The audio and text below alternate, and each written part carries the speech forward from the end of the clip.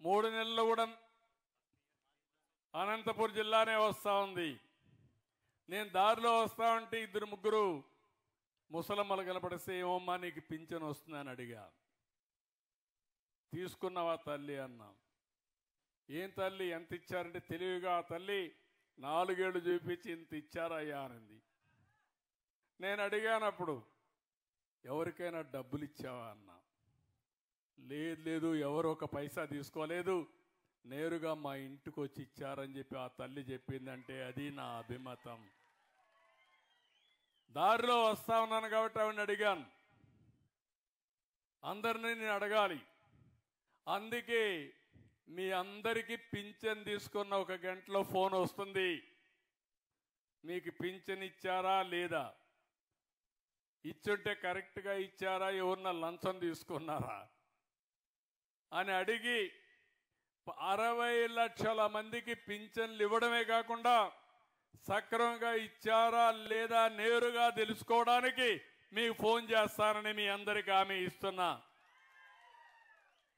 అప్పుడు ఎక్కడన్నా ఎవరైనా ఒక చిన్న కంప్లైంట్ వచ్చినా ఆ ఆఫీసర్ పైన యాక్షన్ తీసుకునే పరిస్థితికి వస్తుంది. ఇదే కాకుండా ఈరోజు నేను ప్రతి ఒక్క దాన్ని అన్ని సేవలు కూడా ఆన్లైన్లో పెట్టిన తర్వాత, ఒకప్పుడు ఎన్నికల్లో మీరు చూసుంటారు నేను అప్పుడప్పుడు ఫోన్లు చేస్తానే ఉండేవాడిని మీకు. ఈవెన్ కాలువ శ్రీనివాసులు నాకు చాలా దగ్గరైన 10 సార్లైనా అడుగుంటా మిమ్మల్ని అందరినీ. కాలువ శ్రీనివాసుల పైన మీ అభిప్రాయం ఏంటని అడిగా.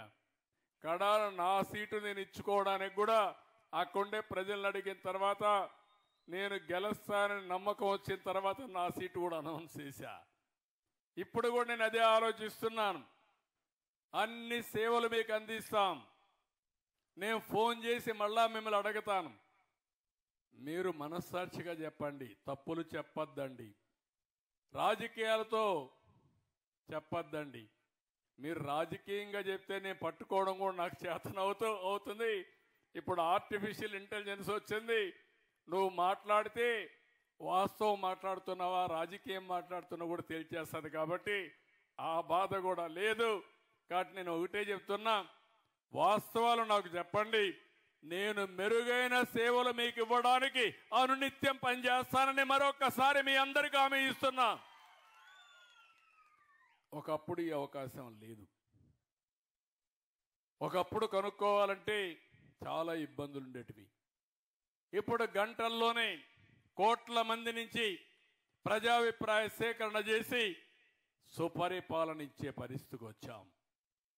ఈరోజు దగ్గర మీరు చూస్తే ధాన్యం సేకరిస్తున్నాం. ధాన్యం సేకరించేదానికి వాట్సాప్ మెసేజ్లో పెడితే తద్వారా ప్రొక్యూర్మెంట్ చేస్తున్నాం. మళ్ళీ 48 గంటల్లో వాళ్లకు ధాన్యానికి ఇవ్వాల్సిన డబ్బులు కూడా వాళ్ళ అకౌంట్లో వేస్తున్నాం. వేసిన తర్వాత మళ్ళా ఒక ఫోన్ చేసి సక్రమంగా వచ్చిందా లేదా, అవకతవకలు ఉన్నాయా, ఇబ్బందులు పెట్టారని కనుక్కునే పరిస్థితికి వస్తున్నాం. ఇప్పటికే మీరు చూస్తే 82,573 మందికి రైతన్నల దగ్గర నుంచి 6 లక్షల మెట్రిక్ టన్నులు ధాన్యం సేకరించాం. 1400 కోట్ల రూపాయలు 48 గంటల్లోనే పే చేసే పరిస్థితికి వచ్చాం. పోయిన గవర్నమెంట్ 1674 కోట్ల రూపాయలు అప్పు పెట్టారు.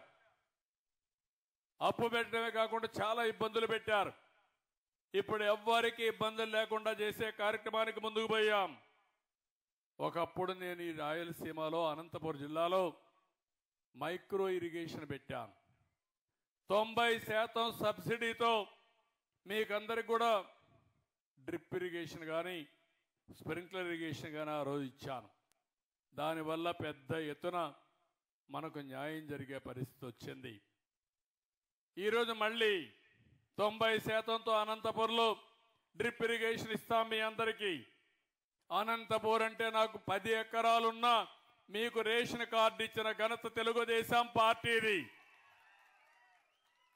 దానికి కారణం 10 ఎకరాలు ఉంది కానీ దాంట్లో ఆదాయం లేదు. ఒకప్పుడు మీరు చూస్తే పంట వేస్తే చేతికి వచ్చేది కాదు. 10 సంవత్సరాలు వేరుశనగ వేస్తే 1 సంవత్సరం 2 సంవత్సరాలు వచ్చేది. 8 సంవత్సరాలు పంట కూడా పెట్టుబడి కూడా వచ్చేది కాదు. అందుకే ఆ రోజు నేను ఆలోచించి మొట్టమొదటిసారిగా దేశంలోనే ఇన్పుట్ సబ్సిడీ, పెట్టుబడి సబ్సిడీ ఇచ్చిన పార్టీ తెలుగుదేశం పార్టీ అని చెప్పి కూడా నేను మీకు తెలియజేస్తున్నా. ఈరోజు ఇంకొక పక్కన ఎక్కడ చూసినా గుంతలు, రాష్ట్రాన్ని గుంతలమయంగా చేసి వెళ్ళిపోయారు. గ్రామీణ ప్రాంతాల్లో డబ్బులు లేకుండా పనులు ఆగిపోయినాయి. 998 కోట్ల రూపాయలు ఫైనాన్స్ కమిషన్ డబ్బులు ఇస్తే దాన్ని కూడా వేరే విధంగా వాడుకున్నారు. కేంద్ర నిధులు దుర్వినియోగం చేశారు. 4500 కోట్ల రూపాయలు సద్వినియోగం చేయకుండా డైవర్ట్ చేసి మనకు వచ్చే డబ్బులు కూడా రాకుండా చేస్తే అవన్నీ కూడా కరెక్ట్ చేశాం.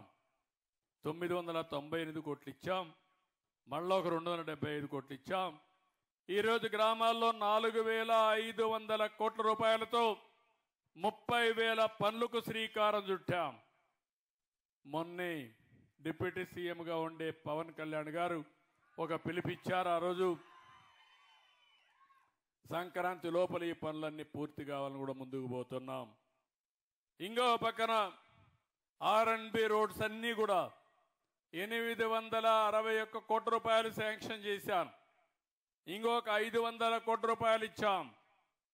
గుంతలు లేని రోడ్లుగా రోడ్ల నిర్మాణం జరగాలని చెప్పి ముందుకు పోతున్నాం. సంక్రాంతికి అంతా కూడా పెద్ద పెద్ద రోడ్లు అన్ని కూడా గుంతలు పూడ్చే కార్యక్రమానికి శ్రీకారం చుట్టాం. వార్ ఫుటింగ్లో ఈ పనులన్నీ అవుతున్నాయి. మీరు ఒక్కసారి ఆలోచిస్తే ఈ ప్రభుత్వ పని విధానం మీరు కూడా అర్థం చేసుకోవాల్సిన అవసరం ఉంది. ఇన్ని ఇబ్బందులున్నా ఇబ్బందులను అధిగమిస్తూ ఒక్కొక్క పని చెప్పిన పనులను నెరవేర్చుకుంటూ ముందుకు పోతున్నాం.